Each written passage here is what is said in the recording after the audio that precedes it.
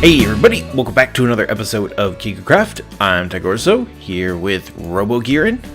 Yes, he's... Oh no. Don't. Stop. Oh, this is dangerous. Gearin has become a robot. He's got redstone eyes and a redstone belt and a TNT backpack. No! Don't get too close!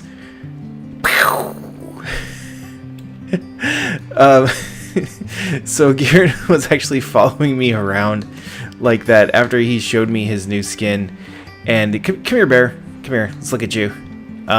So he's got iron pants. He's made of iron. He's got iron bar pants. He's got a wooden button. He's got a redstone belt, and his backpack is made of TNT. So he was crouching and following me around. Oh my god, it's creepy. He was crouching and following me around and would walk up to me and go and then like jump and stuff like that, and it was awesome. So funny. But yes, another episode of KigerCraft. Here we are with exploding bears. They lick and then explode. So we have a nice little project for today. So we've got the sheep still need to be put down there, so ignore them. Quiet sheep. We've got the animal house basically done, the barn, some may say. We've got the wood farm, but we still need like some stuff. But one of the things is we don't want to keep adding onto stuff up here. This area isn't supposed to be like super crowded and industrial. It's supposed to be like, you know, a farm, a homestead. You know, Sebastian, hi Sebastian, is the most industrial thing here because he's made out of stone. So what we're actually thinking about doing is making a way that we can get to other things quickly, and then having a bunch of stuff underground. And you know, we have like all the other farms. Like the skeleton farm is actually off that away. But it's like really hard to traverse. There's like lakes and stuff you have to jump over. There's like a mountain, that mountain right there. It's kind of difficult. So what we were gonna do is we were gonna convert here it is, the old hovel with the worst anvil ever, into a subway. Basically, it's gonna be a redstone controlled subway that will be able to take us anywhere we want to go. So, first things first, we have to do a lot of digging. This is going to be completely changed. What? Oh. It's going to be completely changed, and it's going to be so different. But this is basically no longer used, but this could be valuable space. So, zombie spawner is actually down there, so we do have to be a little bit careful. So, we are going to attack this and turn it into something awesome. As soon as we're done, we'll be right back. Alright, so, phase 1 of the KTRS, the Kiger Tunnel Railway System, is complete. So, basically we just got a walkway down. We've replaced most of the unsupported dirt with structurally sound cobblestone, and this is basically where the platform is going to be. So it's going to be expanded out a little bit. The rails are going to be down there, and it's going to look pretty nice. So once we get this all expanded out, it's hopefully going to look something like this. Ta-da! Here we are. Perfect. Looks absolutely amazing. So for right now, this is going to be the KCRS rail platform. I love how this came out. It's the perfect size. So the tracks and the rails are all going to be here. This is like a service walkway. This back wall here is going to be very special because I want to have like, you know, maybe a map here, like a nice big sized map. And then like ticket sales and other sort of little things over on this side over here. My idea is to make most of this out of just a few materials. Obviously, this is going to be like the yellow line because it's like, don't stand here. You'll get your parts chopped off. And then Giren actually did an amazing job on this sort of like arched ceiling way here. I know, I realized it after I said it.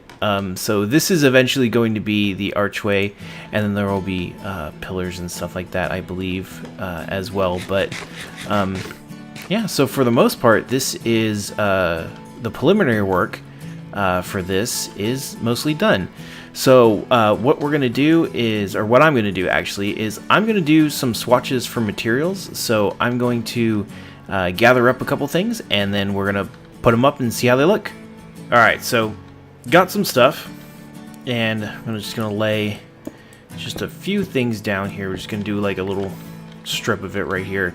So first thing that is going to be along here is you're going to see the yellow warning strip. Usually we'll say like, don't stand here, or you die. And then most of this area is actually going to be quartz. Being that I'm from California, we don't have anything like public transportation here. So, I mean, there are some places that have it, like LA. Yeah, we'll do slabs when I really do this, just so it doesn't use as much, but just so we get the idea. Like LA has like a subway system, New York does, and I was in one when I was in DC, and I really liked it. And one of the things that I noticed is that everything was all white. So there we go. So it's sort of like a little pillar thing. I think it actually looks pretty good. I like the way that the white looks. I was a little bit worried, but I think it's gonna be all right. You should be here. Oh, okay. And then I can actually go up. So like right here.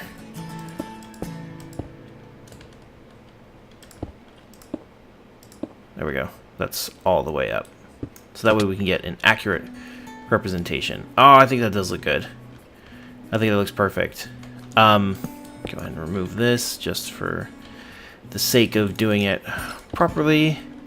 And then it's also going to go up the walls, and then eventually these are going to be like quartz slabs and stuff. So we're going to try and save. We don't have a whole lot of quartz, so we're going to have to save quite a bit.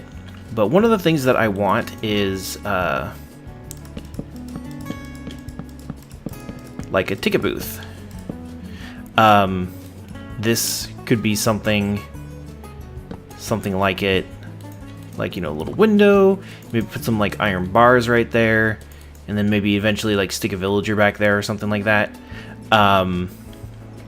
Or let's see, I don't know, something. Anyways, I think it looks good.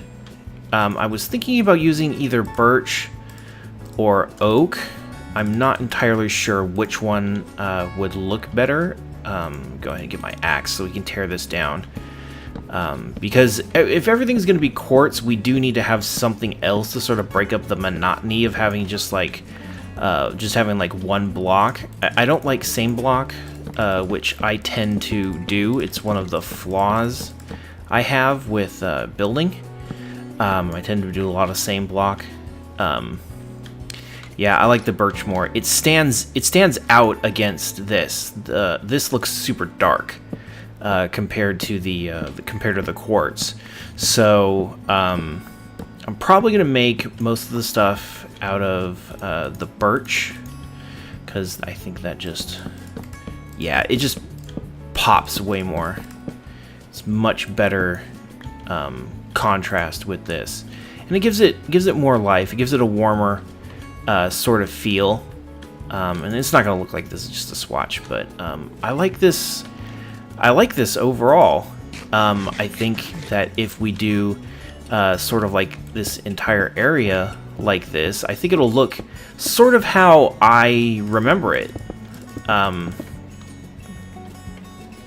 Yeah, that's almost exactly how I remember it. So basically, I'm going off of an experience that I had when I was in DC. It was the only time I've ever been in a subway, and this is just what I remember. It was just solid white, had these huge, gigantic, arching ceilings, and it was the most amazing thing I've ever been in. And I know that sounds really, really weird to some of you who may have subway systems in, you know, your towns or your cities where you live. But I've never seen anything like that before. The fact that people like moved underground as a way to like regularly get from work just like blew my mind. And like the train was always like super busy. So this is something that I kind of want to emulate because that was a really cool experience for me. But yeah, so I think that's gonna be what we're gonna go with. And then we're going to end up doing, you know, the yellow all the way across here and basically everything in quartz. So I think that looks pretty good. So we're going to go ahead and go with that. And then I'm not sure what we're going to do next, but we'll do something. So hold on to your horses. So actually, I was able to find a little bit more quartz, and I was able to finish off some of it. But this is basically what it's going to look like. So I'm actually super happy with this. But we actually need to have a little bit of tunneling to do. So, Gieran's going on ahead of me, but I'm going to talk because a few days ago was E3, and I'm pretty jaded about games. There's not really a whole lot that interests me. It's just one of those things like I'll see, oh yeah, that's cute, but, you know, I expect to be let down by most games. So, like Watch Dogs, yeah, that was kind of a disappointment. So, and that was, I think, was an E3 one as well. So I have a hard time, you know, getting into E3 anymore. In fact, it used to be like I would just, you know, like crazy, like wait for it and everything, and then, ooh, some coal here. Actually, I'm gonna go back and grab my good pick. Let's see. No, that's a Silk Touch. No, yeah, that's fine. I used to wait for E3 for like so long, and it would like be the thing that I was looking forward to. But this year was like, oh wait, E3 is in a couple days? Like last week, it like completely snuck up on me. I had no idea E3 was coming, and I think that's kind of an indicator of how invested I was. I hardly watched anything, like any of the conferences or anything like that. But there was one that very, very caught my attention. I couldn't think of the word anyway, so it very much caught my attention. And that was the, wait for it, Nintendo. Yeah, Nintendo. I was not expecting that. I sort of just was completely caught off guard by what they were offering, and like I never would have thought I would say this, but I think I need to buy a Wii U. Like seriously, that's how good it was. Like I feel like I need to have this console. Like it is the console to have for me right now. Like I don't have a PS4, I don't have an Xbox One, I don't have any of that stuff, but I like seriously want a Wii U because they announced so many freaking amazing games. Okay, so Yoshi's Woolly Adventure, oh my god, it is like so like Yoshi's Island for the N64 and also the Super Nintendo. I think there was two, but just it looks so. Oh, Yoshi's Story. That's what I was looking for. But it looks amazing. It looks fun. That's the thing. That's what caught me off guard, is the fact that it looks fun. Like you're made out of yarn and you eat guys and you make eggs just like in Yoshi's Story, and then you like there's all kinds of like awesome stuff that you can do with that. Like make platforms. It's cool. I'm just super duper excited. I need a shovel. Because I don't want to be sitting here punching dirt for the next like 20 minutes. So yeah, that's freaking awesome. I don't know if it was just pre-renders, but in like actually like HD open world Zelda game, that's phenomenal. That looks amazing. But you know, I'm withholding a little bit of excitement until we see a little bit more from that.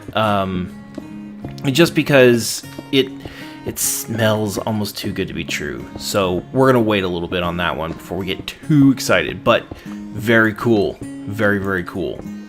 And then this one completely was like, I was watching and I had no idea what was going on. It's called Splatoon, okay? It's like a shooter, but you play, instead of like military guys, you're like squid people. Like, seriously squid people. Splatoon, isn't that what I said? I think I might have said something different. But it was actually sort of cool, because you would, you have these guns that spray ink, and you mark the battlefield with your team's color, and when you create sort of like puddles of ink, you can actually like use them to do different things. Like you can dive under them and like travel to like higher places. It's just really cool and really inventive. It seems fun and not like super serious like a lot of these like shooter games can get. So that was actually kind of surprising. So that one is definitely something I'll be picking up if I do end up getting it, because it looks like super fun. And that's one of the things, the themes I noticed with the Nintendo, is that it was heavily designed around friends and playing with other people, but not just like the way that like the Xbox and PS4 is, where you play with other people online, and if they don't also have a PS4 and their own copy of the game, well, you can't play with them. And that's one of the things I never really liked, is that I couldn't, like, if I had, you know, a bear who was here and we wanted to play a game together, we couldn't just like get a second controller and have fun. No, we had to buy a second console, buy a second game. It's like, no, I'm not gonna do that. So, hey, lo and behold, I don't. Because it's expensive. It's not like consoles are like $30. Just, no, they're not. They're hella expensive. So there's only going to be one, and if we can't play together, well, then there's really no reason why we should even have it to begin with. So a lot of these games seem like there's support multiple players in the same room with you at the same time, and I love that. So that makes it more valuable, basically. Sonic games? I mean, I pretty much had written off Sonic as being dead. After like Sonic 06 and, you know, a bunch of other like really bad Sonic games, I pretty much thought our blue little hedgehog friend was never going to come back in any meaningful way. And which is kind of sad, because as I hate to admit it, I actually kind of like Sonic. But I guess like maybe is a little too strong of a word. I'm nostalgic for Sonic because Garen has the right answer. I was a Sega kid. I didn't grow up on Super Nintendo. I had a Genesis. So I had literally every single Sonic game. I had, you know, Adventures of Sonic, I had Sonic and Knuckles, and it was really super cool because Sonic and Knuckles was kind of like an expansion pack for the first Sonic game, and it had a little like a little door on top. You would flip it open and then insert the original game into Sonic and Knuckles, and it would expand the hey, it was like 1994, okay? It was cool at the time. You would insert the game into the other cartridge and it would be like an expansion pack. It was actually kind of cool. But, you know, I played Sonic, I played Sonic Spinball, I had the Dr. Mario Sonic ripoff, I don't even remember what it was called, I had that. I literally had every single Sonic game. And that's what I played until I got a Nintendo 64 and a PlayStation and all of that stuff. And then, you know, Sega went out of business, basically. I never had like a Master CD or a Saturn or anything like that, so...